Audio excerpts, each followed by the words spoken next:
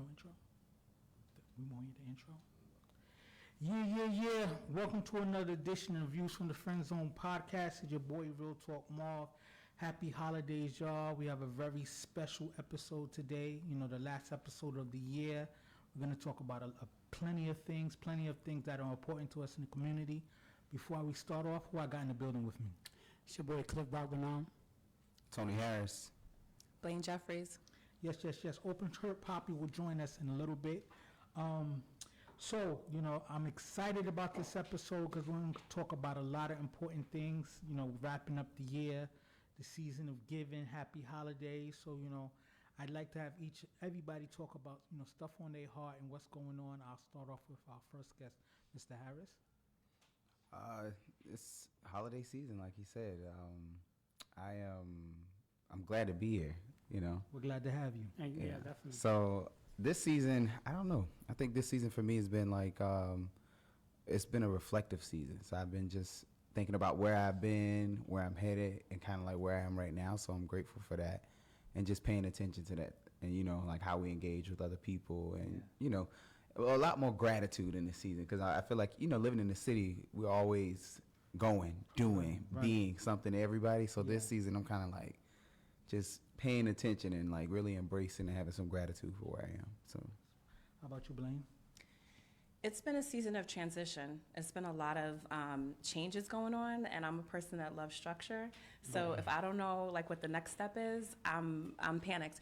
But I've learned to embrace the transition, and it's actually shown me that I'm stronger than I thought I was because, like I said, I like to know what's happening. So when something happens and I don't know, I've been able to roll with it. So looking forward to things settling and still being open to new opportunities and ideas. That's beautiful to hear.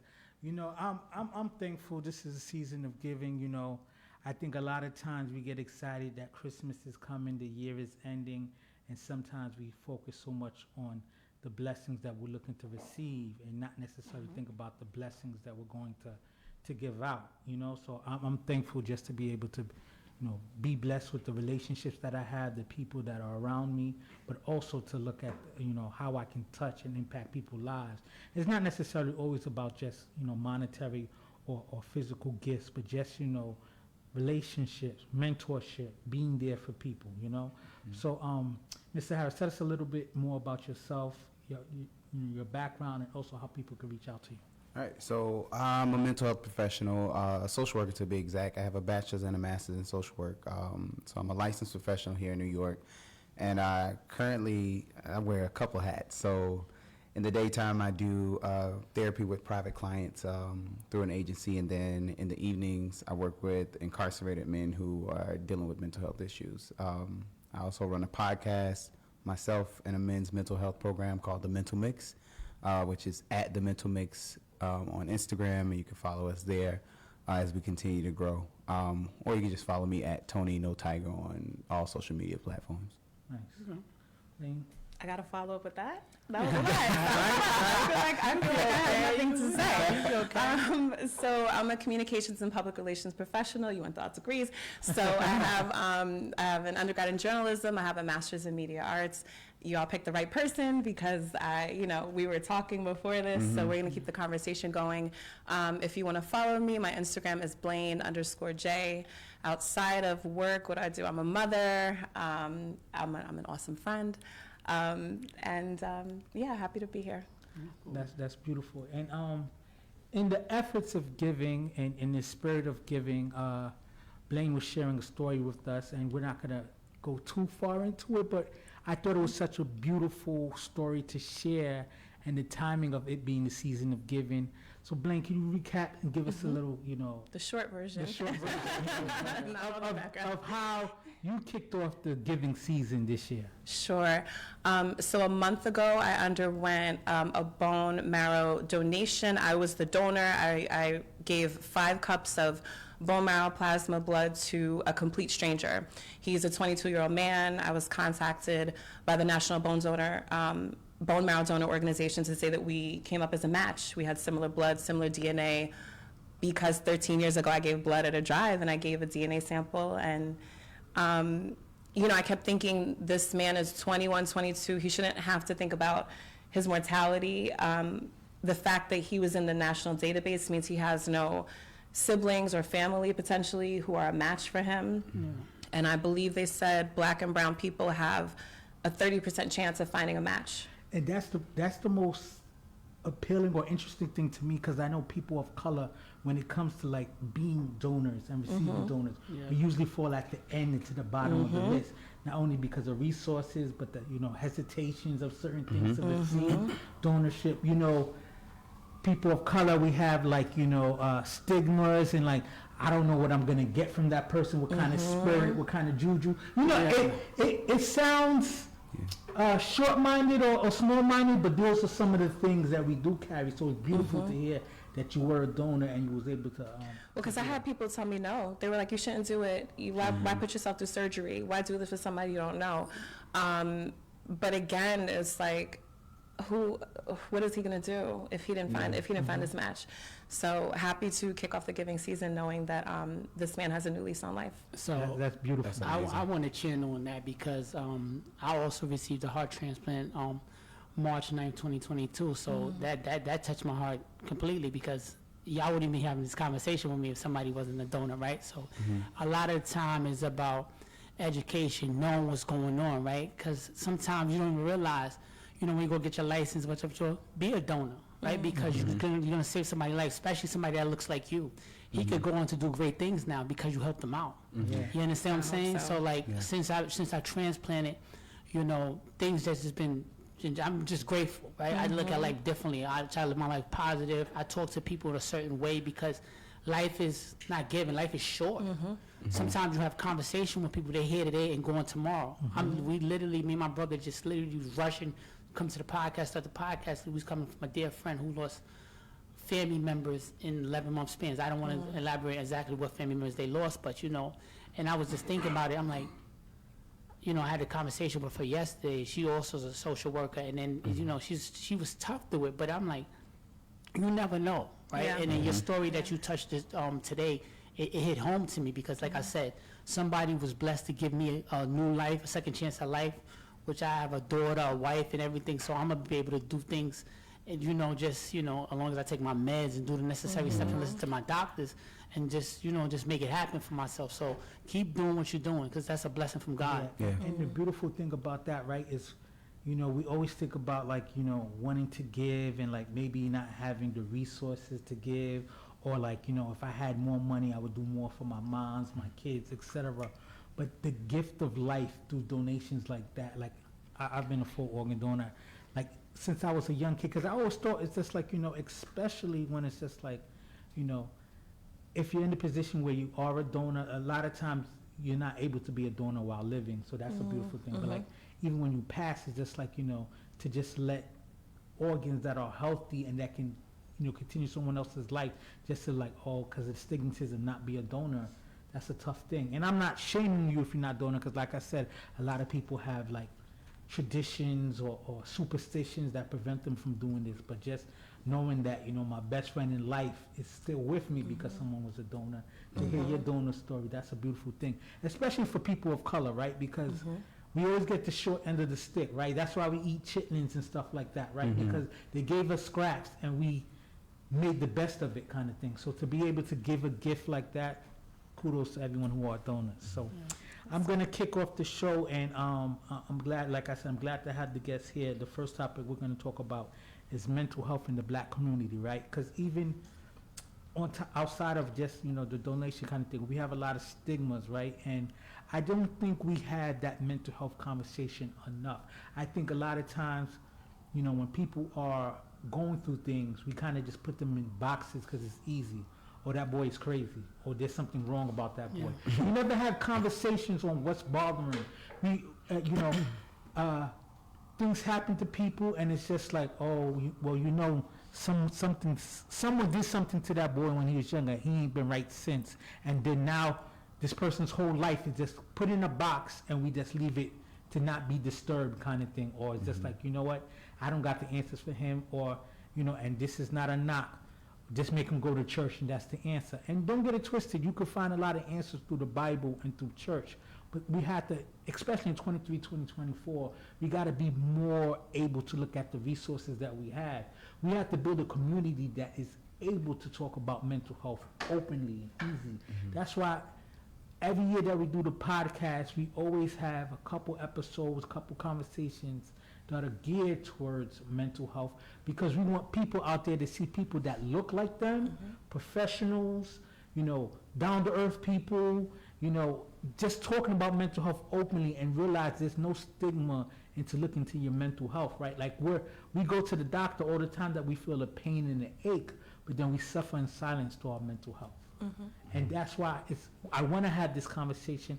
I want our platform to be open to have these conversations so that our kids, even our parents, right? Because our parents go through stuff and they just feel like, I just got to pray on it. They're not, they don't want to have that conversation. And then I have an elderly mom, and then you realize as you get older, you realize how much like your parents, when you were younger, knew the world. And then when you get older, you start to realize like, my parents' experiences in education was limited. So there's a lot of things they don't know, they haven't experienced. And not to say that I do, but I have a broader scope because I was able to be born here, educated here kind of thing. And then when you talk to them and you rationalize with them, sometimes they get frustrated because they was like, well, that's just what that's how I was brought up. So then that's the right way. And it may not be the right way. Yeah. So that's why I want to open up this conversation to talk about mental health, especially in the Black community. Opening question is, as a people, do you think in 2023, 2024, we still classify mental health issues as just bad characteristic traits and ignore what's truly happening with people? I always like to have, I know this is your wheelhouse. I like to have ladies first, right? So No, all good, kick all us good. off. This is actually a good topic. So my parents are mental health professionals. My stepfather is a retired psychiatrist. He was the head of outpatient psychiatry at Downstate, which is a hospital in Brooklyn. My mom is a PhD in social work, and her background is running the social work department at Kings County Hospital, also in Brooklyn. So growing up, I can't really say that there was like a stigma around mental health, because although there's patient confidentiality, sometimes my stepfather would say, my patient got into a car accident, now she doesn't want to drive anymore. She's scared. She has a big fear of driving. I have a patient that lost a child, and now she's scared, So in our head, we're like, he's the drug man. We're like, everybody's getting drugs from you, like everybody's on medication. But hearing those kind of stories and topics, at least in my household, made it a little bit more open to be like, I want to seek help for something.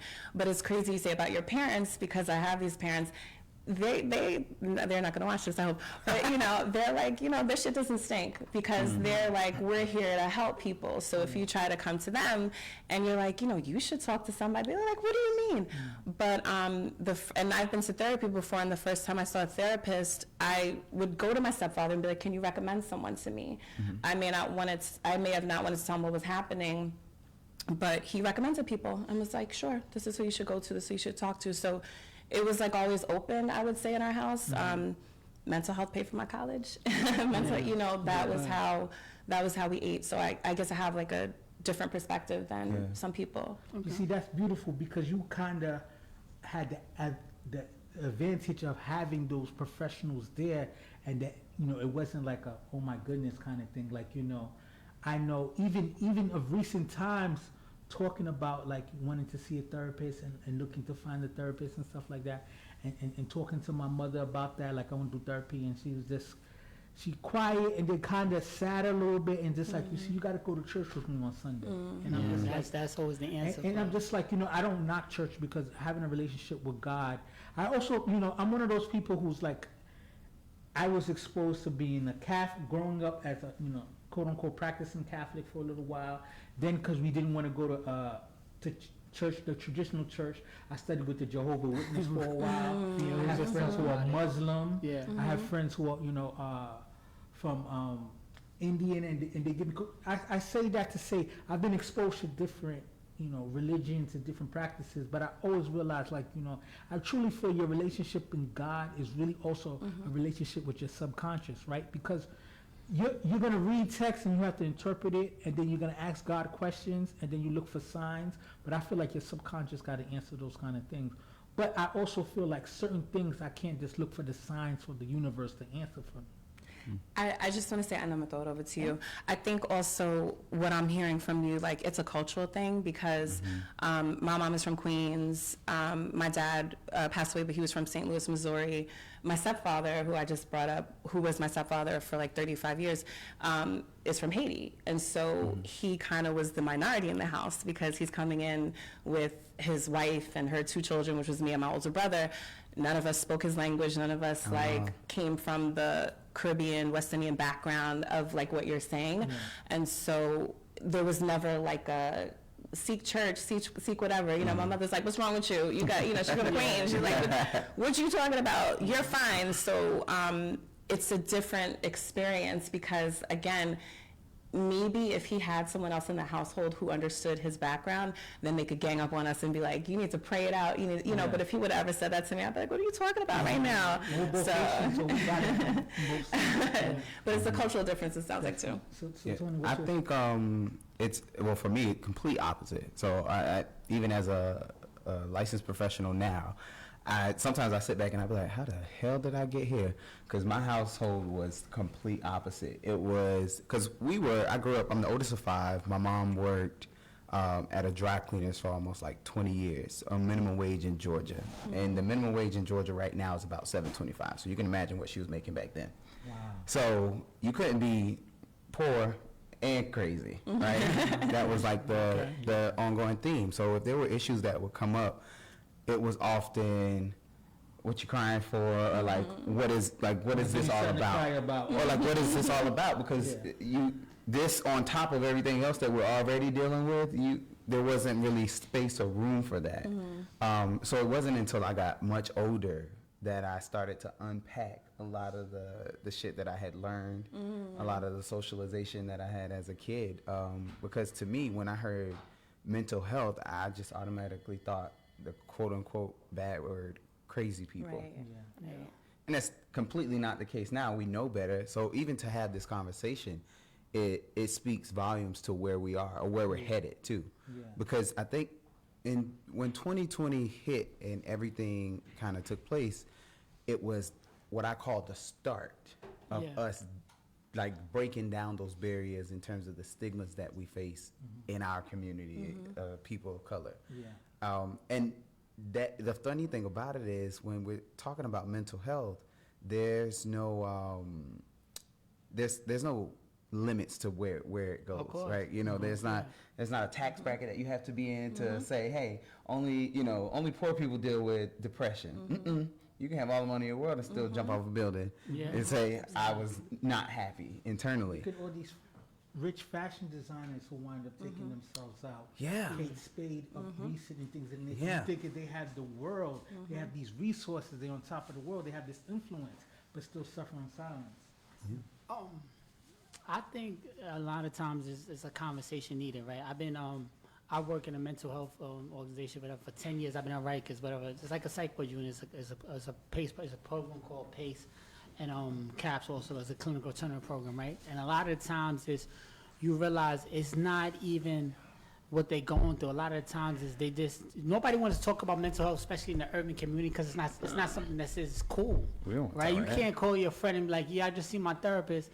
First thing he's gonna ask you is like, what's wrong with you? Why are you seeing a therapist? But you know, having that conversation can save lives, right? You know, every day, I tell people all the time, every day you should talk to somebody about something that's going on in your life, right? This is my brother, and I have an older brother and older sisters, 4 of us, and we're having a group chat. We literally talk to each other every day. You know, every day about whether it's my mom driving us crazy, whether it's his issues, my issues, you know, and I'm the youngest out of 4, right? So, you know, they always supported me through everything I do, and vice versa. We always support each other. But a lot of times, especially in the African-American communities and the urban communities, they don't want to have that conversation, right? I can't, it's not easy to call your friend and be like, yeah, you had a crazy therapy session. It was popping, it was good, whatever, because they automatically going to judge you, right? But that conversation is needed now because a lot of people are taking their lives and they don't understand that they're going through depression. They don't know the signs and symptoms, right? So I suggest, you know, it don't have to always be somebody who's licensed professional, whatever, too. but just have the conversation, right? I conversate with a lot of people, right? Even me and him, we work with each other at the same place. I don't want to say we work, whatever, but what I'm saying is, it's just having a conversation, and I'm like, oh, that's great. Piggybacking off ideas can also help your mental health. So that's one thing I think you should definitely talk to somebody about. So Open Shirt Poppy, like you are a big proponent of therapy. Hello, hello. In seeking therapy, and like as my best friend, I've known you to seek therapy on different fronts, whether it be relationship, whether it be just for personal. So I always respected you I always respect the fact that you don't hesitate to seek that kind of help. So, the first question was, in 23 to 24, do we still classify mental health issues as just bad characteristic traits and not necessarily address the issue? You think as a community, our community as a whole? No, definitely not bad characteristic traits. I wouldn't label it like that. I think it's a necessity for everyone, Us in the black community, we kind of late to the party. I think white people have been doing it for years, syncing therapy. We weren't as on board because some people was, I guess, ashamed of it, whatever, but I feel like in recent years, people have been more open to it. I was late to the party. The first therapist I seen was after my divorce or separation. I went to see a therapist. That was the first time I ever did that. That was, I don't know, maybe about 10 years ago. Yeah, it's about 10 years ago. So that was the first ever therapist I seen. And then I realized the benefits of it where, I didn't have a negative connotation to it before, but it's just something I felt like I don't need to do. But then I realized the benefits in it, and I was on board. So, yeah, I do it a lot more now with different parts of my relationships, or now the therapy I'm in with my daughter. That's a whole nother, ball of wax. But I think everybody could benefit from that.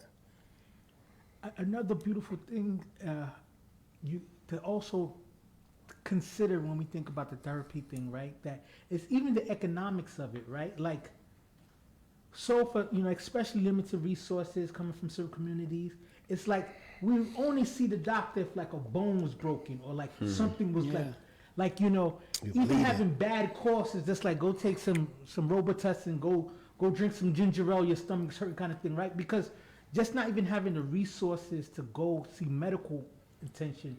So when it came to mental health, it's just like, oh, something's bothering you, but it's not physical. We definitely don't got money for that. So I just think now with us having more resources and more knowledge of like taking care of ourselves holistically, that's why I think it's a beautiful thing that we're now open to have these conversations. And you mentioned something that like 2020 signified two huge events that also kind of, to me, catapulted the need for us to check our mental health as a community and just as individuals, right? Because one, with the whole pandemic, we had to stay our asses home. We had to really start to look at ourselves and spend a lot of time with ourselves, right? So after people spent a lot of time streaming as many shows as they could, they still were stuck with themselves. So you start to figure out, more things about yourself, more habits about yourself. Another thing that also was very traumatizing was the George Floyd, seeing the public, like we've seen videos of people get harmed. It's usually this fast, quick thing. It was a slow, brutal watch someone take the life of a black man who's calling for his mother, calling for help, and people just looking at him getting taken down like a dog in the street. And it was so traumatic to the point where even people who didn't look like George Floyd was like, yo, we can't keep doing this. Something has to change. And although, it hasn't completely changed, even in corporate America, I've now been in two different firms where it's just like they've acknowledged that George Floyd changed the need to have a more broader diversity inclusion conversation. I'm thinking to myself, this should have been a priority a long time ago, but George Floyd just made it to the point where it's just like, man, this is how people are suffering. And George Floyd is just one of a few names. We could start listing off names all day about the executions and incorrectly. But I say that to say this, having to watch this like live, to me, it was very challenging and very just like, man, like, you know, I can tell someone I can't breathe and like you're killing me, like stop. Oh, and the crime that he's supposed to be allegedly guilty of was passing a counterfeit $20 bill. Yeah. This is not Jeffrey Dahmer, who's responsible for killing a lot of people, or a mass bomber, or you know, one of them open shooter kind of thing. This is someone who you thought passed off a fake $20 bill and was executed in public. You know what I'm saying? And that's traumatic. That's traumatic. It's some kids who see that and just feel like, you know, how can I avoid that from being me? That's why I feel like having the mental health conversations and being able to sit down and talk about mental health and, like, you know, not making it a stigma. Like, us seeking help, I think that's one of the best things, right? Because we're not ignoring wounds. And I feel a lot of times we try to self-meditate, self-diagnose, and we need to get away from that. So a second question I have is, what impact do you think mental health is having in our community, economically and culturally? I'll leave it to anyone to jump up. I think culturally we are seeing a major shift. Like it's a beautiful thing to see because I'm happy to see it, at least that it's okay to. How many people you know right now that say, "Oh, I just talked to my therapist about this," and it's trendy. It's trendy, but the mental health movement, so to speak, is not a trend. It's something that should be incorporated into the lifestyle of our people, and I don't think that it should be limited to just the phase that most things have gone through. You know, January, you know, everybody gonna be in the gym, right? Yeah. It's like one of those things. I don't want it to be like this is the wave of like this year. It was all about mental health. I want it to be something continuous that happens for us because it's necessary, and the healing that's happening is amazing. Economically, I think it's shifting a lot, and the pandemic is a perfect example of how things shifted in that way. So for us as therapists, we got a lot busier, a whole lot busier. But a lot of people have progressed in spaces like the family dynamics have shifted in terms of like how homes have been able to be mended and things like that. And I've seen some of that stuff firsthand, but I think it's all good, but also I have to warn people of, like, you know how that fast, that microwave stuff, like, you know, it's like quick and in the moment. We want everything to be easy. Healing and growing through things and working on yourself internally is not about a quick fix. So you can post as many memes as you want and things like that. Your memes are not your therapist. Your best friend is not your therapist. And everybody doesn't necessarily need a therapist, but you need to be intentional about how you're prioritizing your mental health. You said something that you know really strikes a chord with me, because how you said, you know, your best friend is not your therapist. You know, sometimes you tell family you're going through something, and they're just like, "Oh, you could talk to me," and it's just like, one, I don't want to burden my family sometimes with certain things. So certain things I just, you know, I want to be able to get it clear. I want to be able to bounce things off of them. Sometimes it may affect my family, and I'm not ready for it to affect my family, so I completely understand what I'm going through. That's why, you know, you wouldn't have a broken bone and go to your friend like, "Yo, my bone is broken, you know. What you think I should do? Should I put some oil on it?" Like, you know, they could give you advice, but you would want someone who's trained to deal with these kind of things to do it. So we can't, like you said, the microwave mentality, or even try to find shortcuts into do it. This has to be a long-term process. Just like if you was diagnosed with an illness, you're not going to say, "All right, I'm going to take medicine one time for cancer and then I'm good." You want to make sure you have a full, thorough, end-to-end plan to address that. And that's why I think what's beautiful is we're accepting the terminology mental health and not just saying, "Oh, that person's crazy," or "that person's disturbed," with the diagnosis of just dismissing what the person could be going through. See, it's different because, like you mentioned, that if you were to tell your friends you're in therapy, they'd be like, what are you talking about? With women, I'm like, "Oh my God, girl, I just finished talking to my therapist. Let me tell you what she said." She's like, "Girl, I got an appointment with mine next week." Like, and it's not that it's trendy. It's just that we're all, at least the group of friends that I have, like, we're just all open to it. We're like, "Listen, we've talked about it amongst our girl group And if we can't solve it, you got to get outside help. But even with outside help, sometimes your friends are your therapist, I will say, because they know you and they know the ins and outs of you. There's stuff I tell my friends, and then I go to the therapist and I'm like, you know what, such and such said that too. And it makes me feel like my therapist understands me. And I say that, I'm like, it's therapeutic to talk to my friends. But when it comes to the real work that I know it takes to unpack and work on some And you're shit in professional, therapy, yeah.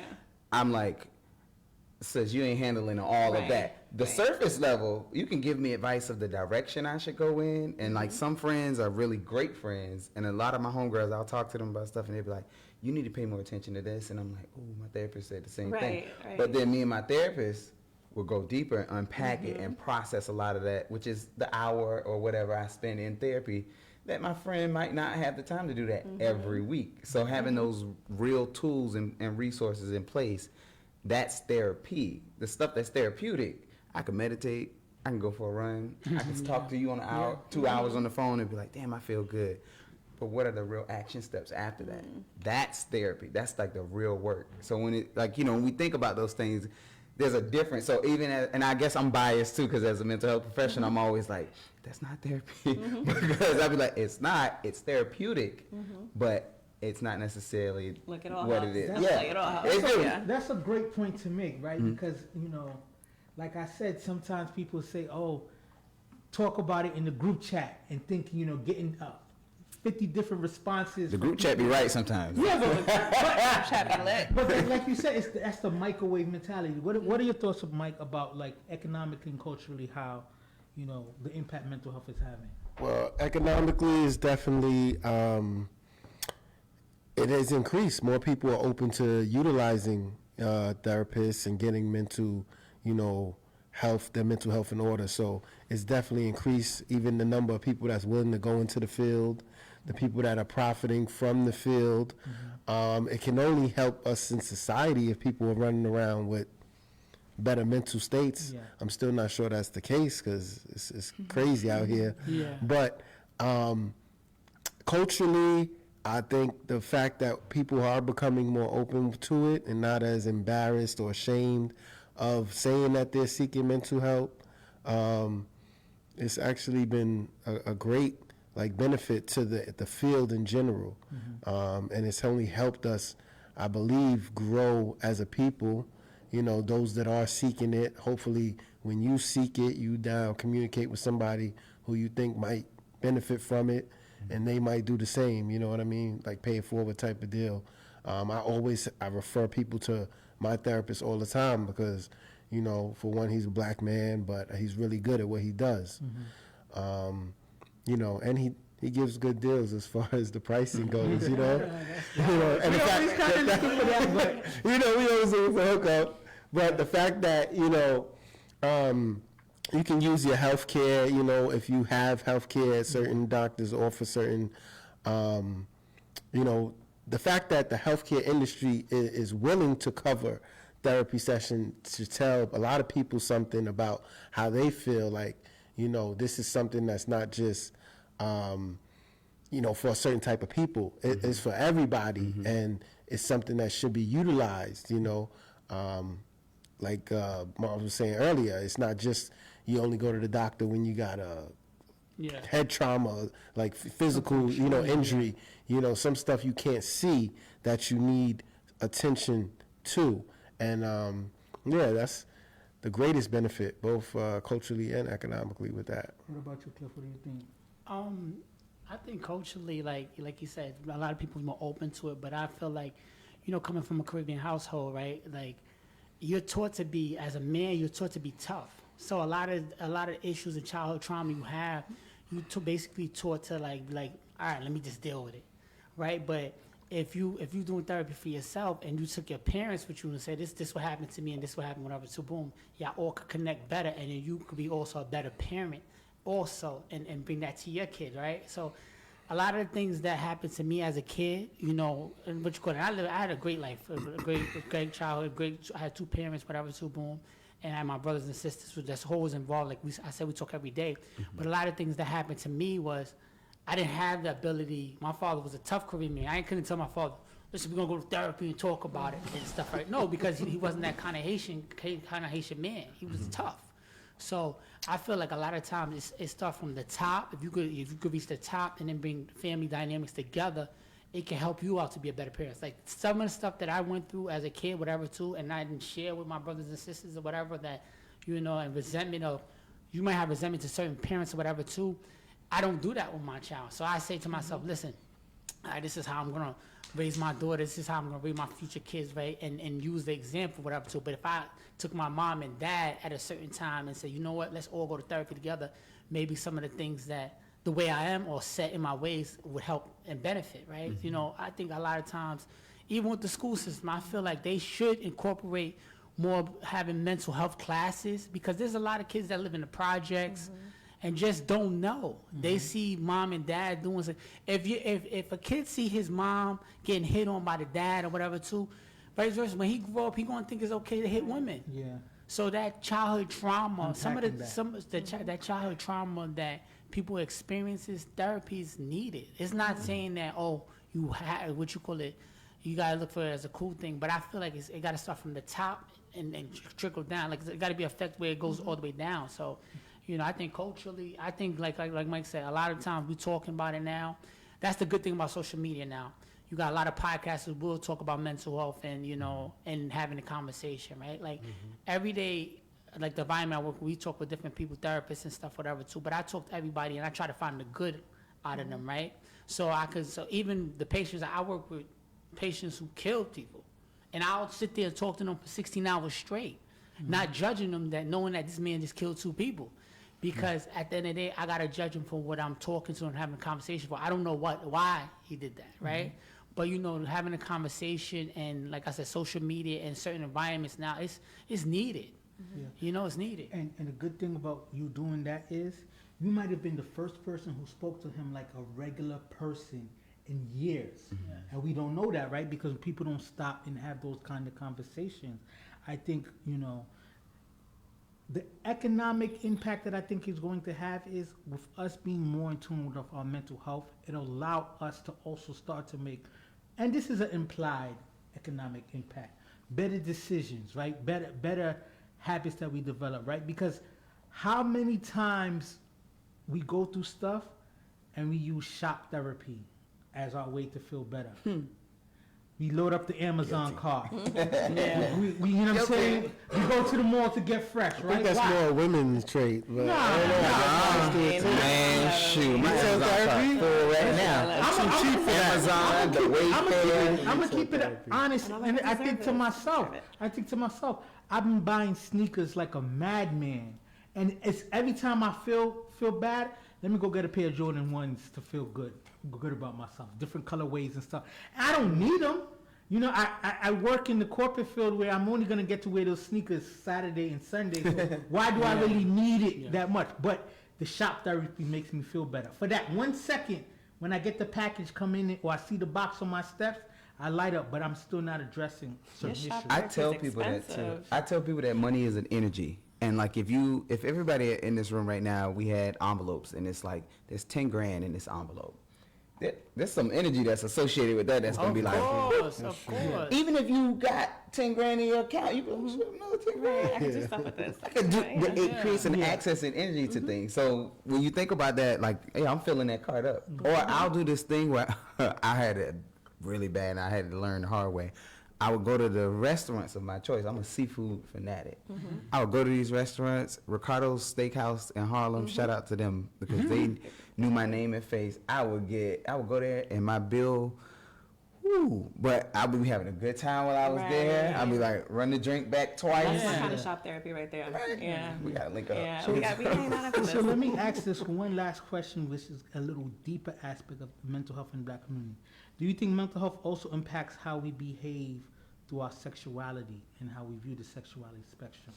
And just to add an extra step to that, right? Like, I'm not gonna say uneducated, but traditional thinking is just like, okay, if someone comes out as promiscuous, then they're like acting up through their sexuality. Or if someone comes in as, you know, homosexual, it's just like, oh, there's something wrong with them. You know, that's there's something wrong with their head, and that's why they're gay, or that's why they're lesbian kind of thing. And I feel like, that is a terrible diagnosis that we have, but especially in the black community, they always feel like, if someone has an alternative lifestyle, then there's something wrong in their head. They're not right. So that's why they're acting up to sexuality. What do you think? Mike, you kick that off for us. Well, I think it can definitely show in their sexuality, because I think a lot of people struggle with different things in sexuality because of their mental state, right? Not necessarily a bad thing, but their mental state influences, how they might feel towards another gender, right? How they might be attracted to a certain individual or individuals, you understand? So it's like, it becomes, and then it's just such a big topic, because now you have so many people judging people on their sexuality that it becomes a real impact on how they think, how they view themselves. You see what I'm saying? Even it's very, like, it's a slippery slope when you talk about how, like, you have people killing themselves because they're not proud of who they may be, or so, there's been suicides and things of that nature. People don't accept them, right? Yeah. So I think it deeply affects them mentally, especially when they're either unsure of, their sexuality, or they're shunned, you know what I mean, because of their choices. Okay. What do you think, Blaine? So it's interesting because I have a daughter who's 5, and so her in her kindergarten class, she'll say stuff. She'll come home and be like, I have to wear a skirt because girls wear skirts. I don't wear my pants. I'm like, you don't wear these pants. It's raining outside. Or her little friends, I've heard their parents talk, and they're like, to little boys, like, don't do that. Don't play with all these girls. Go play with some boys, but maybe there's only 5-year-old girls that are at the party or at the event. So it's been interesting to see the, like, gender stereotypes and the sexuality stereotypes, because I'm seeing them kind of being implemented at a young age. So I try to be really conscious just as a parent in general, but also not to kind of throw that into her life to be like, oh, you have to do this, and you have to wear a skirt, and you have to, because I'm seeing it being implemented at this, like, really young age. Yeah. So for me, it's just like, she's going to be who she's going to be. And I hope I'm pouring enough into her to make her an awesome person. But I also don't want to contribute to her hang-ups and her stuff. I will pay for her therapy, not a problem. I do things to her all the time. I'm like, damn, she's going to talk about me later in therapy, like my mom did this. But that's okay, because I'm going to take her to therapy. So, just being conscious, because it's being implemented at, like, really young ages. But just that you're conscious about that kind of thing, to me, is growth, right? Because a lot of times, I always think about this, how, and God bless the dead, my father would try to teach me lessons through ass whippings, but I didn't get the rationale on that ass whipping. You just right? got fucked up. I just got the ass whipping. It didn't connect with me. Like how he thought it was gonna hit, it didn't hit. It just was an ass whipping. It hit different. Literally. That's why it's beautiful to even hear you say that. You know what? I might have done something that might be traumatic to her. Let me be conscious about that. Well, something I'm going to say, and I'm going to bring it back to something that Mike said. If I were to go to my mom, which I have, to be like, I was talking to my therapist, and she mentioned this and that, and we decided that maybe when I was a kid, you didn't say certain things. My mom gets offended. I tried that. Yo, she's like, I've provided for you, I've done this, I've done whatever. So to hear, like, you as a parent in therapy with your kid. Once they give you the basics, like, especially being Haitian, right? So I'm Haitian. I was brought up middle class, but when you're Haitian and then you come here and stuff like that, you always hear stories of people who have it terribly. Mm-hmm. So the fact that you had more than enough, you're ungrateful if you question anything that wasn't completely given to you. But it's different questioning my mom takes it as like I question her parenting.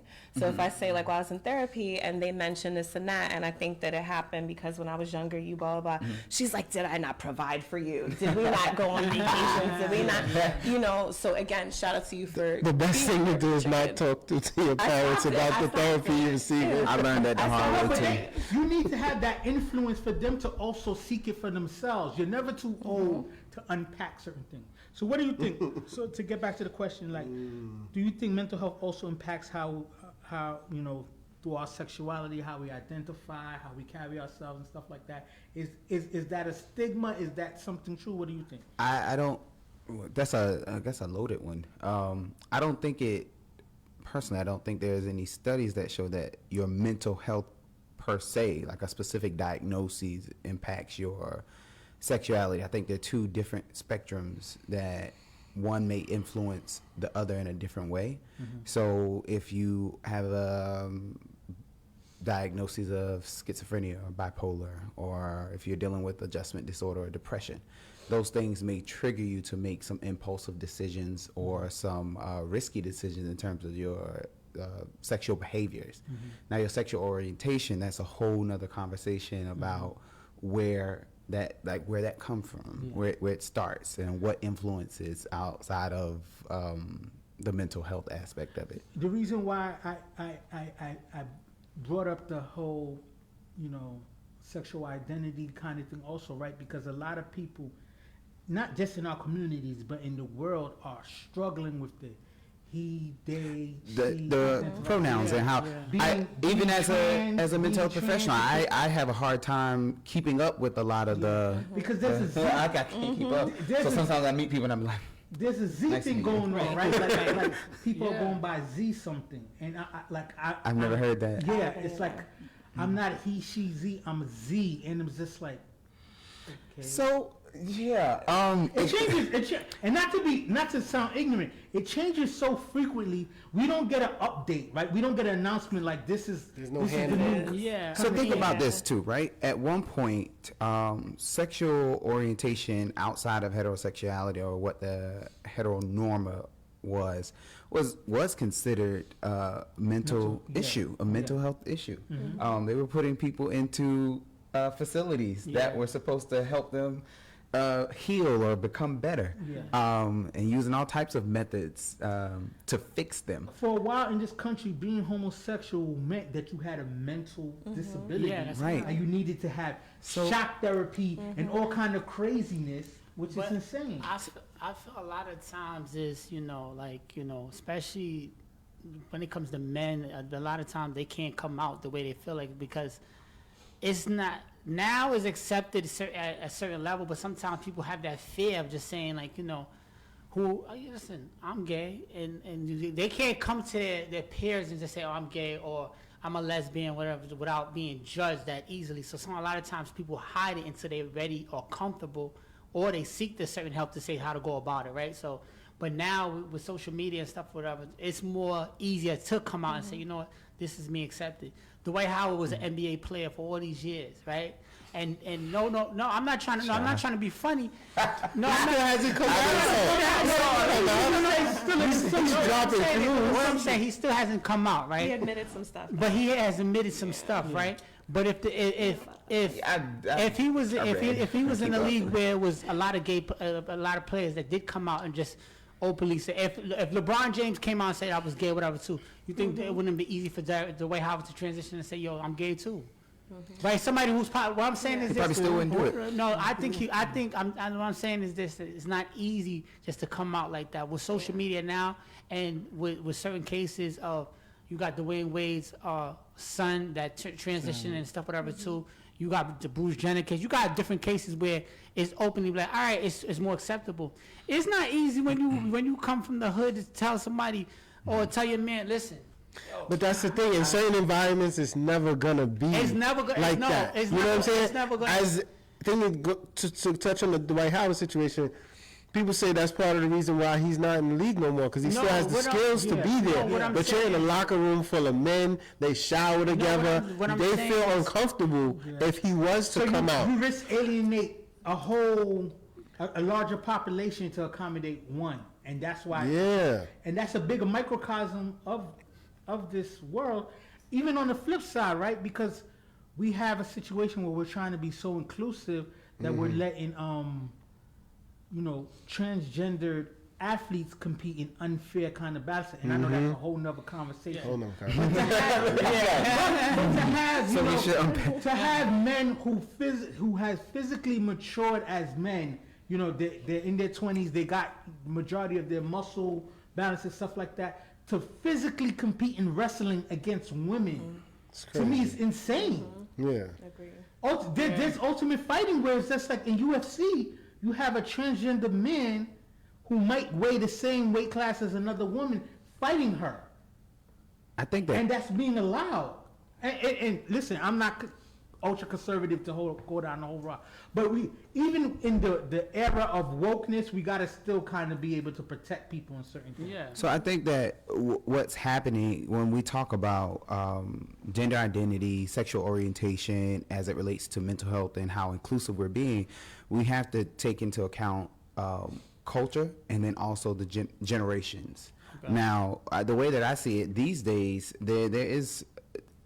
it's different in terms of, I went back to my undergrad and I went there for homecoming, and what I was used to seeing on the yard, and I graduated almost 10 years ago, I was like, oh, this is very different in terms of like the type of student that was walking on the yard. And Was accepted. Did you go to Black College? I went to HBCU, Savannah State University, in Savannah, Georgia. So I saw that there's a difference. So when we talk about like people who may be afraid to come out and different things like that, I think that's a generational thing, because these kids today, they be like 12, 13, they be like, yes, I'm gay, and so what? Or like, yes, this is that, and so what? And they say, yes, I identify as this gender, and this is who I present as.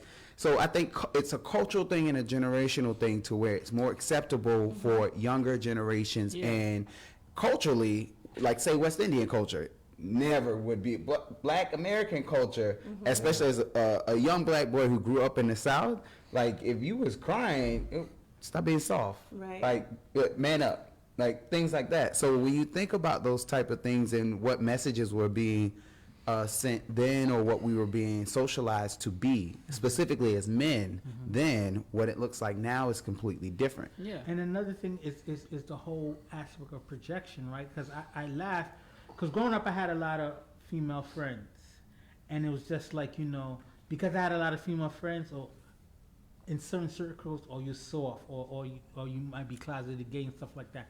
And I just always felt I was always able to get perspective from my female friends. They didn't understand we had the inside track. Exactly. But I would hang around with all you big swore. But you know the crazy thing about it is, I didn't realize it till I got older, how advantageous it was having so many female friends, because there's no woman in the world that I would have issues with being able to have conversations with and talking and kind of correlating. And I didn't use that to, I'm married now, but I didn't use that to my advantage, but I was already too mature and out the game. But did you seek female friends, or did it just so happen that you had a bunch of female friends? It just worked. It just worked out that way. You just want to worked pick out. that. Okay. He was in the nursing program in high sought school. female friends. So that's A why lot of it women in just the came program. that way. Okay. Yeah, I made sure I had like a lot of women. My cousins, so I grew up, my mom, my aunts, all of my cousins were mostly female. So for me, that was what I grew up around. Quite frankly, I have more fun and enjoy myself more when I'm with women. Men, brothers, we boring as fuck. I just want to say, a lot of us are too much. You don't know how to just surface. have fun. You know what I'm saying? I'm an emotionally intelligent man who, like, I connect with people. And so, like, even we instantly click, like, when she was like, oh, we got to have this shit about the flow. Yeah. And then it'll be like, you'll meet brothers, and it'll be like, what up, bro? Like, cool. Right. Niggas connect and relate off of sports, women, and sometimes money if they got enough to talk about that. We're taught to be guarded, but like I said, like traditionally, like it's not easy. Some people is just stuck in a box, Right. So when you said when you said men are boring, it's not because men are boring, because they're stuck in a box. If their father was a strong construction worker, he gonna teach you to listen, man. Don't be doing that. Don't be doing so. Strong silent type. Yeah, you might become an engineer, but you're going to be a strong boxing engineer. A lot of the times is you go by what you know. So sometimes people don't know how to go outside the box to understand. Like, listen, it's okay to go to this poetry night, it's okay to go here and just have talks and what you and your boy about certain issues, whatever. Too. Like, I'm not doing that. That's the person will say. We love that as women. No, now. Y'all do that all day. But men, it gotta make sense to us. The times that me, Mike, and more, we gonna get up. We gonna get up for Super Bowl. We gonna get up for fight party, listen, women, fight party, something related to money. What you call it, Or this.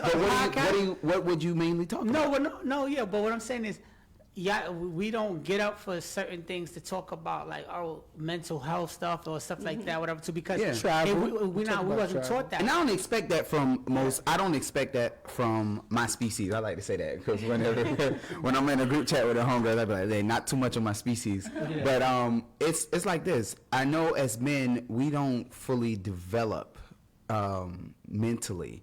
Until 25. Probably, I'm gonna give 27. Let's just say that. 27 later. So think about that, and this is like I've had the benefit of being an emotionally in tune person, but also being surrounded by women who allow me to be vulnerable and transparent in those ways. Yeah. A lot of brothers have never had that, and I encounter a lot of men who I become like very close friends with, who are like, "Oh, you're actually listening," and I'm like, "Wait, what type of friends have you had?" Like, because that's not necessarily. I with my girls. At the end of the day, me and you, we was in the office one day, and we talked for hours but one day. We're past that developmental stage to where we're grown ass men who have taken it to prioritize like our well being and our mental well being, right? Oh, I understand what you're Most brothers ain't there yet, and most brothers will likely never be there unless they're actually taking the initiative to do that. Because if for example, and I know this is not about relationships, but that plays a large part of it. If you're in a relationship, or guys that are in relationships, and he comes to you and he say, "Bruh, this happened and this going on, and she's feeling this, she's telling me I did this and that, I'ma just do X, Y, and Z." Me being me, I'm gonna be like, "Okay, that's cool, but I'm like, I don't say it, but I'll be like, we about to unpack this shit." I'm like, "So why did that happen? Yeah. What triggered this? What makes you respond in that way?" So we'll talk in that way. Most dudes that we'll hang out with, they're like, "Yeah, bro, she tripping. She crazy." Leave it at that, 'cause no, but it's simple. It's simple. No, I'm sorry. Answer that. No, give your response to that. No, I'm saying that's most dudes that don't want to raise the conversation on what's really going on, right? So when you're talking to a friend and he's saying, "Yeah, bro, yeah, you need to fix that," that's good. I don't want to listen, if I talk to you, a friend, and you agree with everything I say, you're not really my friend like that. Mm-hmm. Because you supposed to tell me, there's sometimes my brother got to check me, and then sometimes I got to check him. Like, okay, we might make certain posts or whatever too, or vice versa, whatever too. I'm like, "Yo, bro, you got to be careful what posts you post, because we got to show." Some people might take it the wrong way. All it takes is one post, and then now you know how it go now. And like, damn, I didn't see it that way. Now you either and then now this is homophobic, anti-Semitic, this is who you are, and vice versa. And then sometimes, like, I'm a Taurus, so I'm very stubborn. So sometimes he be like, "Bro, you was tripping, bro." Like, and if he tell me I'm tripping, I know I'm tripping. But sometimes I'm like, "Man, listen, this is who I am," whatever too. The two people in the world that I tell when they're tripping the most is in this room. Both of them know. I tell them all the time when they tripping, and to be honest with you, bro, they accept it. Yeah. They accept it. They know when they call me, I'm not going to co-sign just to co-sign, because I care about what happens. But how many brothers have, and I don't want to be like excluding the women, but how many brothers have men in their life who are actually holding them accountable at that capacity? A lot of times when we're talking about mental health or what a brother's dealing with. But to keep it a buck, a lot of women don't have people in their circles that's holding them accountable. Shit me. Shit me. Yeah. So here's the thing, like, you have to, you don't need a lot of female friends, and you don't need to tell your business to everybody. I have like 5 best friends, and they're all from different generations of my life: elementary school, high school, college, whatever. Wow, that's a lot. It's a lot, right? But there's different phases of life, that I've had, right? And that's like, I call them like my New York Council of Women, right? So I got to go to the New York Council because They know me, I trust them, they let me know that my shit stinks, and I know that they have my best interests out. But I've had conversations with other people who are not a part of the council, and the response is different. You know, I'm gonna be honest, like, so when I broke up with my daughter's father, my friends were like, girl, it's all good. I know you're gonna be a single mom, it's okay. My married friends were like, you don't wanna be a single mom, why would you do that? Just stay, why, you don't wanna do that? Perspective. So, yeah, so it's like a big difference. So I think it's about having people that you trust, and you don't need a lot of them, but just having people that you trust that you could be transparent with, that are gonna really hold your feet to the fire, and you know, and believe in them and go with that. Let me answer that, and then I'll move to the next topic. I like that you have a council from different representations. I'm about to borrow that. You know that, right? Because I'm about to make a group chat. I'm gonna be like it's the council. literally That's what I'm my gonna call it. childhood elementary school friend, my high school best friend, my college best friend, and my adult best friend. What It's made five me of them. say That ain't nothing but a men bashing group.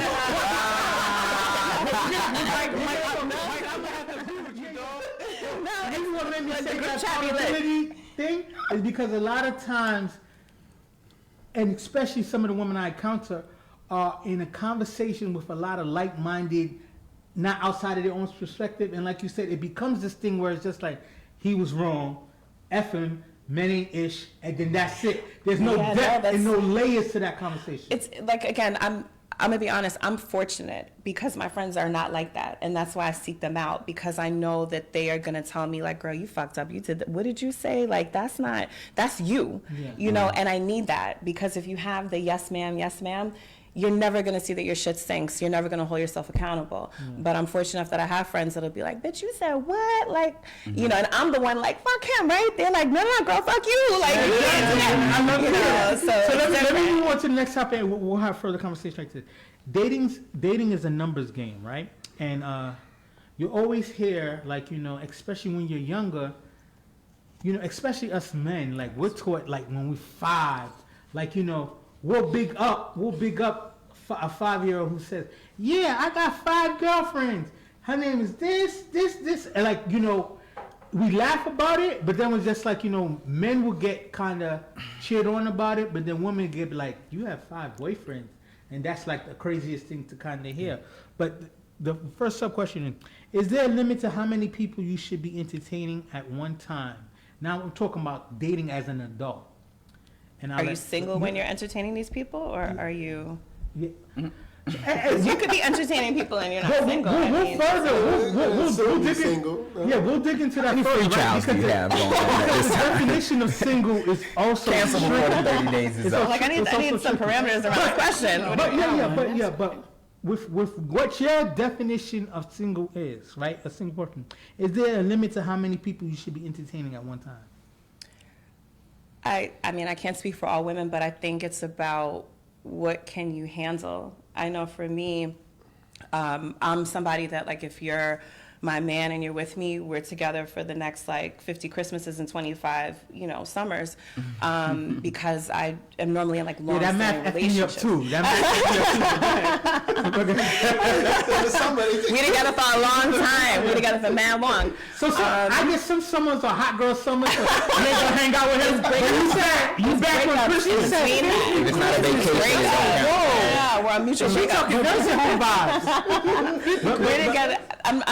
I am normally in like a long-standing relationship. So when my last long-standing relationship ended, which was with my daughter's father, we were together for 7 years, and that ended maybe like 3 years ago.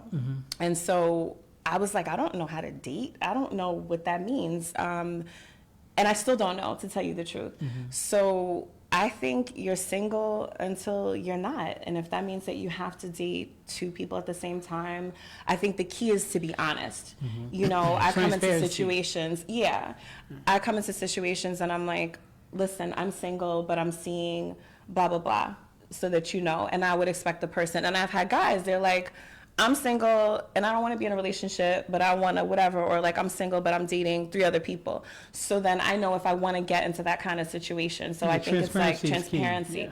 But in terms of like how to date and stuff, I'm still trying to figure that out. So I think you hit a certain age, right? And it's just like the number of people you want to entertain, it kind of fluctuate, right? Because as men, just the animalistic aspect of men is just like, yo, as much, there's always this saying, the only thing better than it's new. It's new, right? Yeah. But you get it. You hit a certain age. Oh, I knew it. Yeah, but you hit a certain age, and it's just like it's entertaining so many different energies. I don't have the time for it. Yeah. It's so draining to entertain so many different energies. So yeah, in the animalistic hunter aspect, it's just like, yo, experiencing new sexual experiences with different people sounds cool, but when you're an adult and you just realize like you have to have some kind of accountability with the people you deal with, entertaining all of them energies is a lot. Well, let me speak to a different side of that, because I hear what you're saying, and you're speaking as a married man who's been out of the game for quite a while, and you know, you got lazy with it, you know. But now, I'm just saying, if you know what it is you want, right? Yeah. So if you was going in saying, hey, I'm not trying to be in a relationship with nobody, but I love the company of so-and-so, right? Different women offer different perspectives, different energies, different vibes, you know what I mean? So you're a person that has multiple layers to you, right? So this time, I might be feeling this vibe, and I know exactly who I can rock with during that time. You know what I mean? This day, I might be feeling a little different vibe, and I know who exactly I can vibe to with that. So it's like you giving yourself options, you know, but that's when you're not looking for a partner and you're not trying to settle down, right? So there is no, when I'm answering the question saying there's no specific number, right? But in the situation where you're looking to find that one, I would say entertaining multiple people is not going to get you there, right? You have to focus in on that one you choose. Okay, so my response is I just still feel like even when you have that kind of mentality and stuff like that, there's these attachments that develop that becomes this kind of stress in your life. You can say that, you know, I have my flavor of the month or the flavor of the week kind of thing, and it works. No, but you know why it doesn't? You know why it doesn't? Because if you are clear, as Blaine explained, on this is the situation, and you communicate that, you don't have to deal with them constantly. You deal with them on a set basis when you're in that mood and want to. You see what I'm saying? If you're say you're trying to build something, or you're not clear on what you want, but you're pursuing somebody, then it's like, you know, they're going to be constantly trying to connect with you and things like that. Then it might be like, well, you know, I'm not really trying to connect with this person at this time. It's giving unstable. I'm trying to give it unstable. You, brother. I was like, how's you giving it unstable? I was like, Tony, please. So is there a limit to how many people you should be entertaining at one time? So I think give your the judgment is crazy. So one, no, it's not. It's like, no, these are the facts. You just literally say, hey, I'm all over the place. I'm like, shit, get it together. What do you want? So like, I think there has to be some clarity about what you want. And a lot of times people truly don't know what they want. So me personally, I don't have the mental capacity to juggle more than myself, maybe two people at one time if I'm in dating, right? It's a lot because I want to go out, I want to do this, I'm like, you know, that's a lot. I can't tell you can't come over at this time. I'm trying to work. I got to answer call. It's a lot of shit. Remember to text you back. Remember that's a lot. If you're dating, meaningful connections, right? If you can have unmeaningful connections, it's easier to navigate. Yeah, but then there's still it gets tiring. But then there's still an expectation because if we just in between the sheets, right? You might expect me to answer at a certain time when you might need me or want me, and I might want the same thing. So there's a expectation that's there. So there's not a number. You can explore as much as you want. Just make sure that is what you're looking for. Because if you're looking to fill a void for this person gives me emotional connection, this person gives me the fun aspect, and this person has the sexual activity, versus working on what you want from yourself and then working on it with one person. If it doesn't work out with you, all right, cool. I just met someone. But that's why I said if that's not what you're looking for, you're not looking for that one person. You're just trying to accommodate your feelings at different moments. Right. Then it's okay to have different people. If you regulate yourself, you wouldn't have to find it in so many different spaces. You get what I'm saying? If you're clear about what you want, you wouldn't have to do that. I I'm married, so I'm out the game. But I always tell my single friends and my friends who's dating, whatever, too, because dating can get expensive, right? Now the new dating ain't like the old dating. The new dating, I got friends. Outside is I got friends who spend close to $1,000 a month on dating. What? Where are they going? No. Where they working?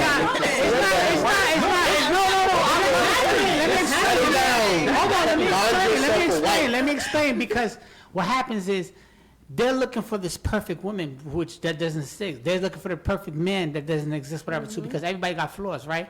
But what I tell them is this: listen, you gotta understand, you gotta take a minimum of what benefits you're gonna get out of this. You could know out of 2-3 dates of where it's heading.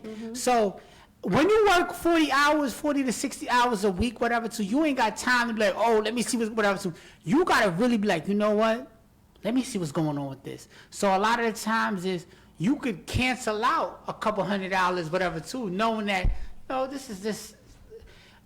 Through conversation, right? You know, on a date, whatever, too, boom, like, listen, this is just not gonna work, right? So a lot of my single friends, I tell them, listen, man, date somebody that's gonna benefit you of what you're looking for. If you're looking to have fun or just fuck, we all adults here, then that's cool. Go out with her, show her, take her to Roof Chris, whatever, too, boom, spend a little bread, whatever. No, what I'm saying, if you're looking to fuck, whatever, too, she might give you that because that's the kind of girl she is. But if you're looking for a long-term relationship, whatever, too, take it slow in terms of whatever, too, boom, say, you know what, this is what I'm trying to work on right now. It all depends about the age factor and what you're trying to look for.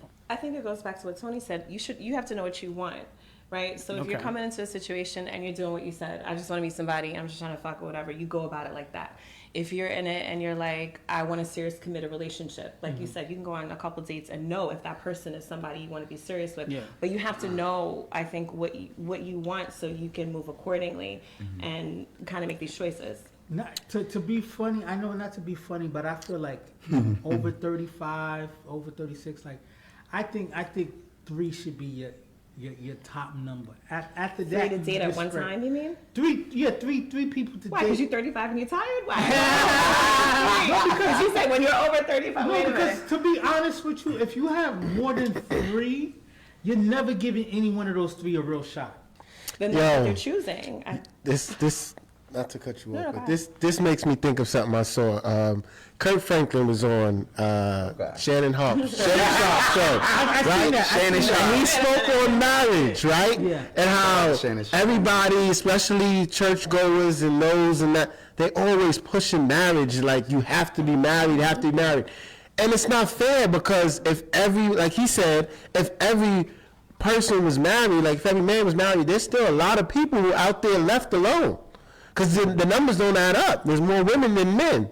So you telling these women especially, oh, you need to be married by this age and marriage this and marriage that. And it's like, but then not every woman has a desire to be married. Everybody, exactly. Yeah. So it's not a priority, and it's not something that you have to do. If you aspire for that, by all means, God bless you, go get that. But what we're saying is, if somebody does not aspire for that, right, and they just want to live their life however they so choose, and they want to meet different people and experience different people all the time, right? There's 1 billion people in this world, right? You're telling me you got to put a limit on the number of people that you're dating? No, but traveling date. So don't just do it in New York. If that's the real goal, traveling date. But don't limit it to New York. Listen, who wants to be a temp all the time? Like when you older. Hold on. Listen, you talking young boy shit. Who wants to be a temp? Who wants to be a temp all the time? You talking? Listen. There's women out there who don't want to. Who wants to be a temp? Hold on. You want to work for the temp industry all the time, or you want to get a permanent position? Eventually, life hits. Eventually, life hits. I'm good. Some people are good. They're living by themselves. It's a judgment call. It's a judgment call. Nobody, listen. It's a judgment. I'm not judging you for your lifestyle. I'm just saying, who wants to be a temp? Who wants to? I'm just saying, who wants to be a temp all the time? It's a judgment call. Eventually, life hits, and you got to make certain decisions with everything you do. Yeah. So when you start dating, you can't. I don't care what it. Listen, when I was young in my 20s, I was fucking everything that walked. When I was in a committed relationship, I'll be honest. But what I'm saying is this: eventually, when life hits, you got to make a certain structure of where it's gonna head. Because if you date multiple people, whatever, too, it's gonna make your life unbalanced too. 100%. Whatever goal you're trying to hit, let me- you're let not me gonna be able to do that. Yeah, let me say this, and then I'll move on to the next disagree. topic. I feel the reason why I said three. I said you need three. You need Yeah, we had you enough need of come a from. leader.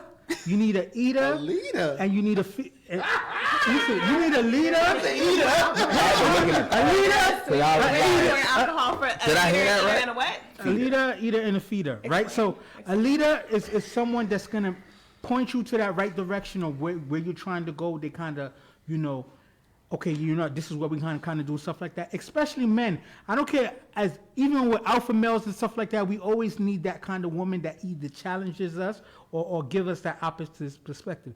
The eater I'm talking about is just like, sometimes you need that sexual person that Feel just that appetite. that fills that appetite. You know what I'm saying? And then the feeder is the person that pours into you. You know what I'm saying? Sometimes the person that's just like, no matter what, they always pour into you. They always make you feel a certain kind of way. They always are there for you, kind of thing. And you need 3 people for that? I'm just saying, that's the most that you should allow yourself to be. I guess my question is, why would you not? Why would you? You want to find that in one. So why would you not One. feed into the leader and make the leader the eater and the feeder? Yeah, because let me tell you why. Because sometimes that leader, right? Sometimes that leader is, especially we find in this day and age, sometimes that leader, that person that do challenge you to get on your shit, she not trying to hear none of the shit that you got to offer to her as well. So sometimes it's like, what, she does challenge you to be better, but she ain't trying to hear shit from So you. that means she should probably be a friend who still challenges you in that Yeah, way. but So that's why I say that's- get clear about what you want. Because if you know what you want from right now, I'm intentionally dating, right? And the woman I'm dating, she is fucking amazing. Like she's smart, she's beautiful. But I'm also like hesitant because of the shit that I've experienced. And I'm like, I don't want to jump right back into something. So I'm like, all right, let me take my time with this. So in that time, I'm getting to know every aspect of who this woman is, right? I'm learning like, what are your triggers? Like, what's some shit about me that I need to work on? Like, oh shit, I didn't hit you back and respond to this when we could have had a conversation. Intentionally dating and learning. I've learned myself so well to when I show up in this space, I'm like, all right, this is how we handling this. So if some stuff comes up with her that I'm like, all right, you're a leader. You might not be an eater. We can work on that. Right. But you're a feeder. You pour into me. You show up for me. You like, I'll get messages after work and be like, hey, I'm just checking out. You got like off of your later shift, like get home safely. I'm like, oh shit. If you could find I'm learning that to leader, that's receive. beautiful. Like you get what I'm saying? Easy to work on that, bro. My shit. ex-wife had 2 of the 3. Yeah. She Listen. wasn't an eater. But you, but the thing is, and that's a different conversation. I feel like this. There's some people will never fully satisfy you physically in the way that probably your very best imagination or fantasy will. Yeah. But if you have firm believer that if there's a woman that you pour into and you're nurturing her emotionally, mentally, sometimes spiritually on that level, there are not many limits to what this woman would become for you to satisfy you in that way. Most of us as men, we don't explore that option because it'd be like, shit, fuck that, I'm gonna get another one. If that one don't work, get another one. You get what I'm That's saying? why I say three should be your maximum number. We're gonna beat that. I dead don't horse. We know. don't have a lot of time. I Go know. ahead. I'm gonna say the last thing I'm gonna say about this stuff, but I think when you get to a certain age group, you gotta appreciate your time. So if 3 is too much, 3 is too much. Whatever. So I think 3 should be your ceiling. I think 2's okay because you might have one that's playing female or male that's playing games, and the other one he might be on point with everything you do. So 2's okay. You tell him, listen, I'm messing with you, and I'm messing with you, and I'm messing with somebody else. Whatever. 2. Nothing's really serious. I'm just trying to figure it out. Whatever. 2. He might respect that and vice versa. He might tell you the same thing. Listen, you're not the only person I'm talking to, too. So you can't be mad when he missed that call or she missed that, vice versa, whatever, too. But when you start doing with 3, the third one, whatever, too, now you're going to be like, damn, I miss Lisa. Lisa, Tana, We gotta get a polygamist on the show in the future. I know. That explain But the reason why- they got 5. And But they the just- reason why I think Some of that works too. you need 3 to dwindle down to 2. But I just think starting off with I 2 think as your 2. max- So the question was about us, like, basically dating, and the polygamy is, I think it's a beautiful thing too because there's a different understanding there. But let's be clear and real about this. keep it 8 more than 92. Most motherfuckers out here are not dating with the intention of being polygamous.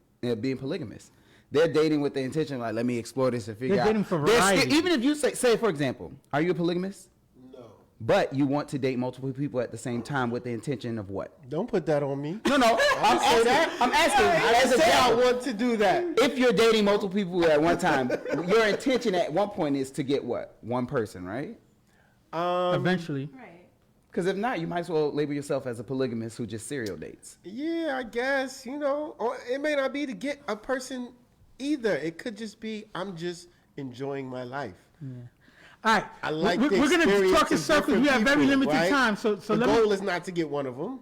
All right, so we have limited time, so I'm going to start asking the questions, like combined questions that used to be separate questions. So for this topic, dating is a numbers game. The old adage that if I don't have a ring on my finger, then I'm single, is that truth or an excuse? And then the second aspect is, if marriage is not the standard anymore, should we be dating as a priority or just for pleasure and companionship? That was a lot. It is a lot because we don't have I time. know, and you combined it two questions that should Okay, be separate. so I'll break it down separate. Sean, you haven't We have had to it. break The it down. old adage, if I don't have a ring, then I'm single. Is that truth or excuse? Keep your answers 30 seconds or shorter. If I don't have a ring. If you don't have a ring, you may not be single. You might be in a relationship and the ring just didn't come Yeah, yet. but some people feel like if you didn't put a ring on my finger, I'm still accepting applications. So I was in a committed relationship with my daughter's father for about 5 to 5.5 years before he and I got engaged. And not once during that time was I like, I'm single. Because we were in this committed relationship together. So when he actually did propose and put the ring on, it was like, okay, I wasn't talking to anyone before, but now I'm really, that's not an option. What do you think? Shit. I don't know. So it's a double edge for me. So I'm like, if I'm not married, then I'm free to essentially do whatever. When I'm signing papers for like work or something, they say, are you widowed, divorced, or are you single? So I think of it in that way, but then I also know that if I'm in a committed, relationship or working towards that, then I can be, I'm good. Yeah, you're not single. Yeah, I'm not single. You're not What do you think, Mike? That's nonsense. That's something some woman said to get a ring on her finger, okay? If you're in a relationship, you are in a relationship. There's people who go years and years without getting married, but they're common laws, spouses, whatever. You don't need a ring to claim like you're in a relationship. I agree with that What do you last think? sentence. Yep.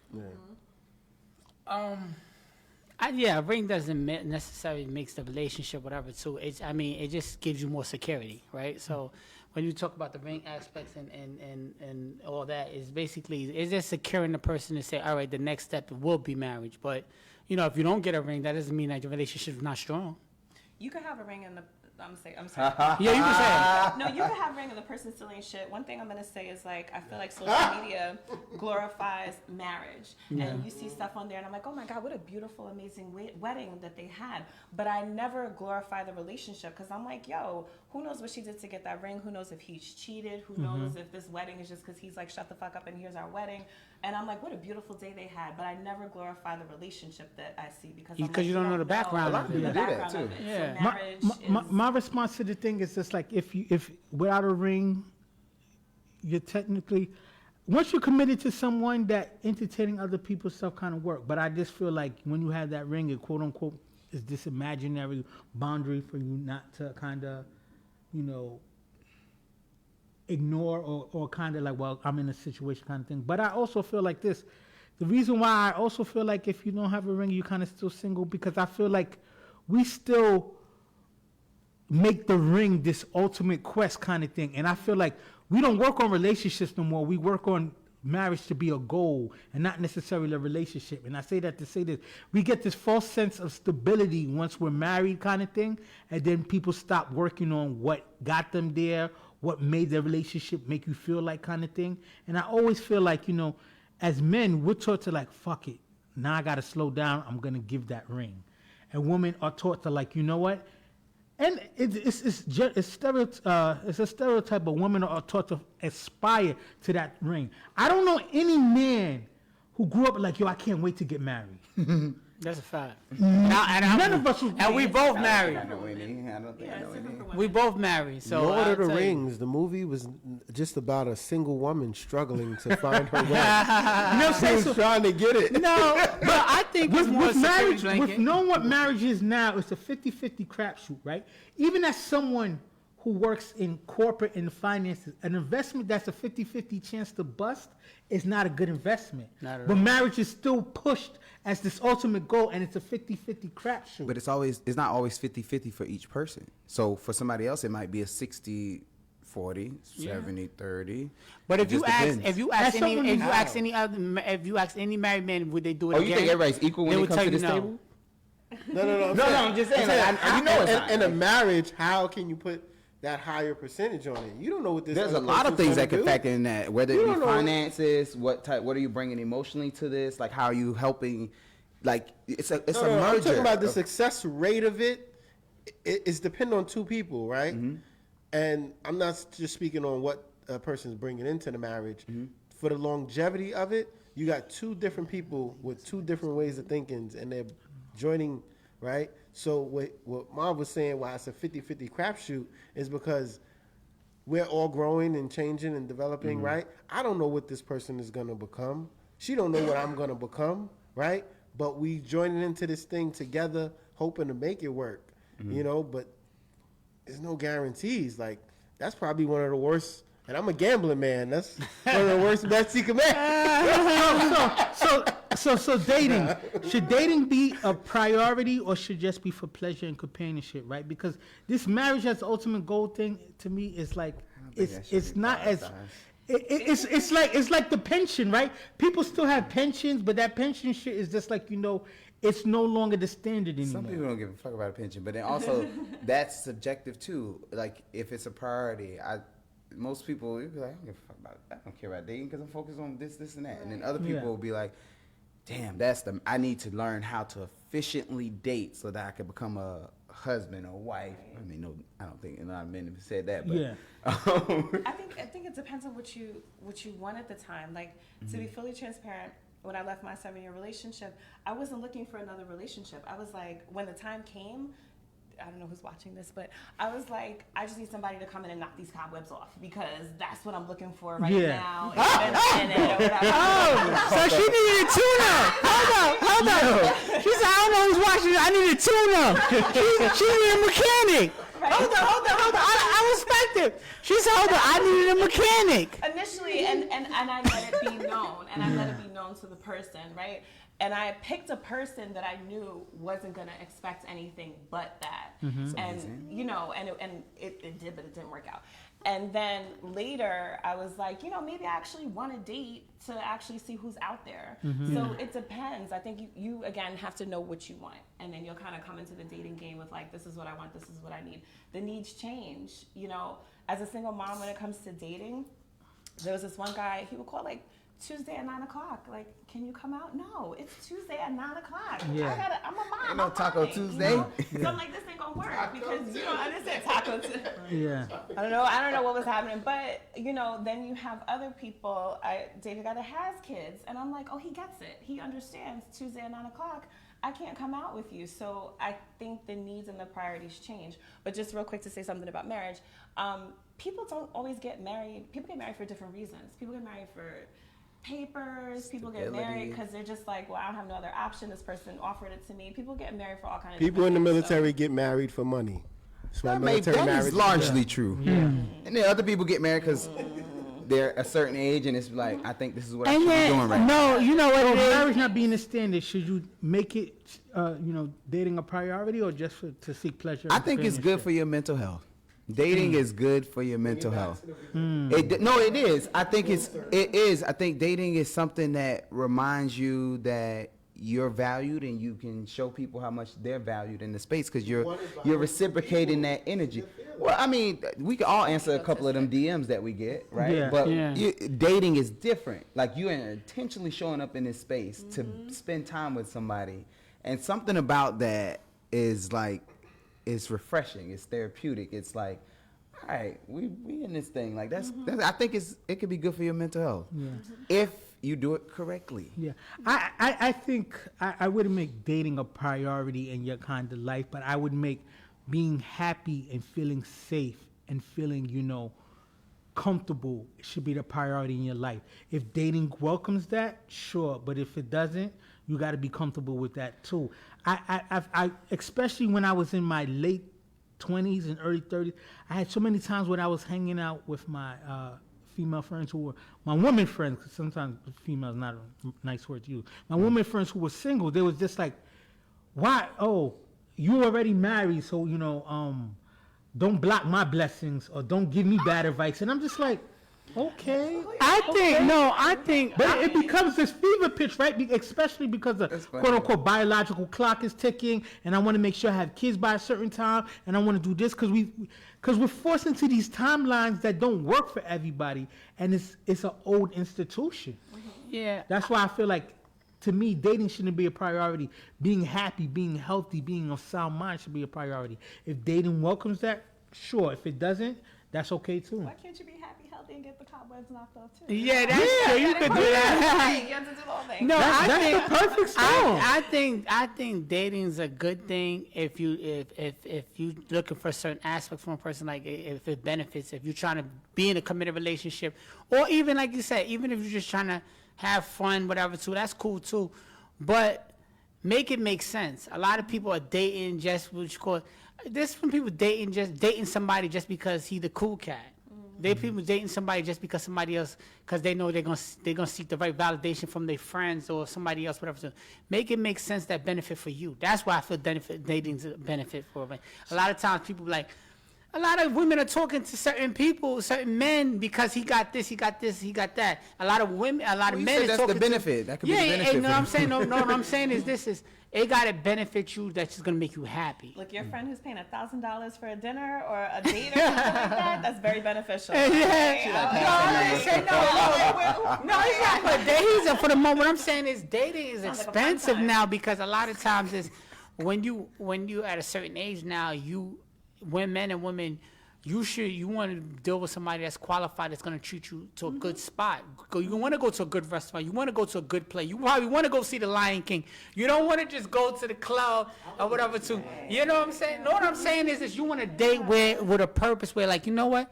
This was cool. Even if it don't lead to nothing, at least you know we had a couple good times. We had some good times. That's all it's about. So dating is okay when it's like that. That's what I Okay. feel. So we're at the time where we have limited minutes, so I'm going to talk about the last topic. It's going to be a lightning round.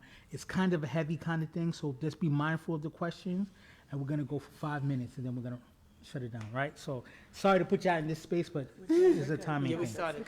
Okay, so I know we're protecting our women, right? Because I feel like, especially this is a all black panel, so we're talking about black women kind of thing you can opine. I feel like, do we protect our women like we should? I feel like when black women are being bashed or marginalized, it doesn't seem like there's a line of black men kind of protecting them or coming to their defense like it should be. And you as a woman, I'll let you answer first. Sometimes yes, agreed. Sometimes yes, especially when I see stuff that happens like outside in the public. I see more women step up to help other women than I do men, and I see that a lot, especially on the New York City subway. I've seen people get harassed and stuff, and who steps up are other women to help them, and the men will just sit there like whatever. But that's not always the case. You do have some men that will come to defense, but from what I've seen, I see more women helping women than the men stepping in to help. What about you, Tony? Yeah, I think you see that. I mean, the socialization of men is very different in how we're taught to view women in terms of like who we chase and things like that. But as far as protection, I think there's always this, I guess, unwritten responsibility that we take on as black men in our communities to always protect the black women. Much so like how we stand up for our mothers in that way. So when I see a black woman and if there's a mistreatment or something else that's going on, like that kind of instantly goes off, and it's like, nah, like who you Good like man. that? Yeah, like what? Like Good man. I was That's raised by a right. single mother, so I Right. think differently about it. Like some stuff just wouldn't fly in my space. So it just depends on the person. What do you think, Mike? Our sisters are being protected, right? They protect us a lot of the times. I don't think that it's a case where they're just being ignored. And I think I don't want to say Keep it short, 'cause we gotta go. I feel like they going. They need. You know what I'm saying? They want a little more than is necessarily like they need, so to speak, because they're protected. They're strong. They're strong women. So initially, it's like they want to assert that dominance, and then they decide when, oh, well, I need to be protected. But all right, so you want to be protected, fall back. Let me protect you. Okay. Don't be at the forefront, because now I don't know. You know, am I letting you protect yourself, or you want to be protected? What do you? I don't feel like the woman's being protected at all time, whatever. So, but a lot of times, the reason why men sometimes don't protect women, like for instance, when you said the subway situation, because a dude is like, listen, if I protect you now, and you're gonna be back with this dude, and then all of a sudden he put a gun out on me, now I lost my life protecting you. So a lot of times it's a judgment call. And if I see it in front of my face and I'm like, listen, nah, it's not going. I'm not gonna sit there and let no black woman or any woman get raped in front of my safe and record it. That's the new era. That's some clown shit to me. But what I'm saying is, also I got to make a judgment call. If I save this woman, does this guy have a knife or he's gonna shoot me or whatever too? Because might be my last day. You know what I'm saying? So it's a judgment call on that. I agree with everything that everyone said. It's also it's kind of funny, right? Because in certain aspects, when I know it's this a situation where a woman needs me to step up and be there, I'm gonna do it. I'm gonna be conscious of my surroundings. But I like having a mother, having nieces, I just can't sit there. But there's also the aspect where it's just like I've been in situations where you're ready to step up and you be like, nigga, move your fat ass out my face. That's my like. Now it turns. Oh, because this dude was talking crazy to his lady like he was gonna knock a black off, and I tried to step up, and she said, "Mind your effing business," kind of thing. And it got you don't know. I almost got jumped. By him and the lady? Yeah, because I almost got jumped because I was trying to defend her. But then now her dude is feeling antsy, and now she got her dude back. The reason why I say it's a judgment call is that that step up might be the last day you here on earth. And a lot of time that happens because listen. She might be in a bad relationship and she's used to this guy smacking up and whatever too. And you trying to be Superman, and now also, you got hurt be off limited that. to those situations too. So kind of like some of the sexual allegations against certain people that have come out, and what a lot of black women are saying is believe black women. That's also a step up to say like, all right, you said that this happened. I don't necessarily know if it's true, but I am going to be in your corner and supporting of saying like, all right, you shouldn't have to be subjected to this if this is what happened to you in this space. Even this is the last kind of caveat. I had two more questions, but we don't have time. Even the caveat of look at how torn we are with Tory Lanez and Megan Thee Stallion. Oh, I don't think people are torn. No, There's a side. No, but You gotta pick it. I know a lot of black women who are just like Megan's lying. They're supporting Tory blindly, and I'm just like, how? Like, what about Tory making y'all feel to be so defensive? There are two sides to that. Yeah. You know what I mean? That's a whole nother show. So that's the kind of thing. But anyway, we come to the end. I would love to have you guys both back to have a part I'm two. talking for us. I'm like, we had a good time. You had time for both of us. All right. So this is our last episode of the year. I want to say thank you so much for the people who's been on this train for the many years that we've been doing it, and we hope to bring back more energy, bigger and better ideas and perspectives for 2024. I'm gonna let the circle announce, say their stuff, and then we'll wrap up. So starting with you, Mike, and then we'll go around. Well, you're gonna see more of us in 2024. Just know, I know y'all didn't get enough of us this year. So next year we're gonna bring it back more, heavier. Once again, I want to thank all the people who follow us regularly and show us love. We appreciate that. Thank you for having us. This was great, and for everybody watching, we didn't know what we were going to talk about today. They're just like, you want to be on the show? We're like, yeah, we're going to be here. So we kind of came into it blindly but open. So thank you all for. But that's strategy. Us, we never give our guests. We love it. We don't want to rehearse Barbara Walters kind of thing. We want people to have that perfect. off the fly. So we love thank it. you. So thank you for this. Thanks. Yeah. Thank you guys for the transparency. Thank you for having me. Happy New Year to all y'all watching. And how they can get in contact with you? At The Mental Mix on Instagram, or at Tony No Tiger. That's TonyNotiger. I want to thank the guests for coming and just raising the conversation, right, which is important, right? when I asked my coworker, works for me at my job, to come on, I knew he would be a good guest because he has a lot going on and he believes in mental health. So thank you for coming. Yeah, and like I said, it's, thank you so much. 2023, it's crazy going on outside, but thank you for continuing to support us. And Views from the Friend Zone will be back in the new year. Happy New Year, Merry Christmas, Happy Holidays. We out. Views. Views. Views. Good job.